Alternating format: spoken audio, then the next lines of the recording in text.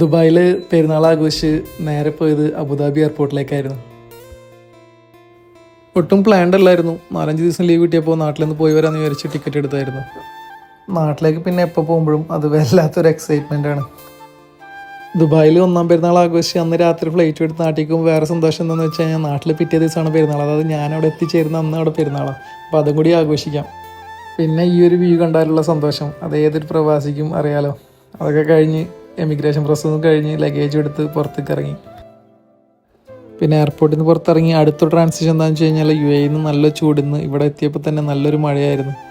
അതൊക്കെ ആസ്വദിച്ച് നാട്ടിലെത്തിയപ്പോൾ പെരുന്നാളിൻ്റെ നിസ്കാരമൊക്കെ കഴിഞ്ഞ് പിള്ളേരൊക്കെ പുറത്തിറങ്ങിയിട്ടുണ്ടായിരുന്നു. ഇവിടെ ഓൾറെഡി വേൾഡ് കപ്പിൻ്റെ ചൂട് തുടങ്ങിയിട്ടുണ്ട്. ഇത് നമ്മൾ വെച്ച ഫ്ലെക്സാണ്. നമ്മുടെ പോർച്ചുഗൽ ടീമിൻ്റെ ഫ്ലെക്സും നാട്ടിൽ കയറിയിട്ടുണ്ട്.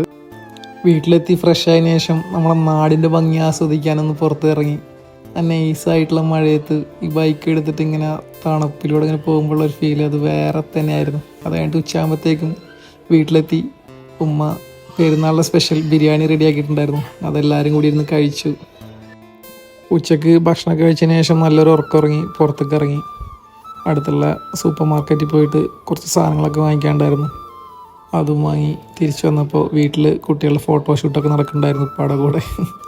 അത് കഴിഞ്ഞ് നേരെ വൈഫ് ഹൗസിൽ പോയി കഴിഞ്ഞാൽ അവിടുത്തെ സ്പെഷ്യലാണ് ഇവിടുത്തെ ചാമ്പക്ക. പക്ഷേ ഇപ്രാവശ്യം ചാമ്പക്ക ഒരെണ്ണം ഉണ്ടായിരുന്നുള്ളൂ. അതും വൈഫിൻ്റെ കൂട്ടി കഴിച്ചു. പിന്നെ ഉമ്മ പറഞ്ഞു റംബൂട്ടാൻ ഉണ്ടായിട്ടുണ്ട്. അപ്പോൾ അതും നോക്കാൻ പോയപ്പോൾ അത് പാകമായിട്ടുണ്ടായിരുന്നില്ല. പിന്നെ ബാക്കിൽ പാടത്ത് പിള്ളേർ വൈകുന്നേരം ആയപ്പോൾ കളി തുടങ്ങിയിട്ടുണ്ടായിരുന്നു. അപ്പോൾ അത് നോക്കാൻ വേണ്ടിയിട്ടൊന്ന് പോയി. അപ്പോൾ പിള്ളേരവിടെ കളിക്കുന്നുണ്ടായിരുന്നു. പിന്നെ അവിടെ പറമ്പിലൊക്കെ ഒന്ന് വെറുതെ ചുറ്റിക്കറങ്ങി നടന്നു.